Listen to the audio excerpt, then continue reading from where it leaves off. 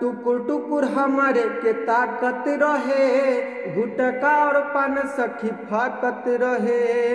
टुकुर टुकुर हमारे के ताकत रहे, गुटका और पान सखी फाकत रहे। आ गई हम करा मीठी मीठी बात में, एगो लड़का से फंस गई राती में, जब नाइल रहे उ बराती में। एगो लड़का से फंस गई राती में, जब नाइल रहे उ बराती में। ये सॉन्ग प्रमोद प्रेमी जी का है।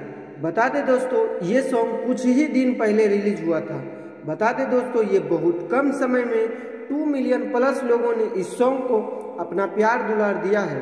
बता दें दोस्तों, इस सॉन्ग को अपने हाथों से सजाने वाले राइटर रवि यादव जी हैं और म्यूजिक डायरेक्टर राहुल यादव जी हैं। ये सॉन्ग आप लोग एक बार सर्च करके जरूर सुने और अपना प्यार दुलार जरूर दें। बता दें दोस्तों, इसी प्रकार से भोजपुरिया से रिलेटेड जानकारी पाने के लिए हमारे चैनल से जुड़ें और नए नए वीडियो पाने के लिए हमारे चैनल को सब्सक्राइब करें।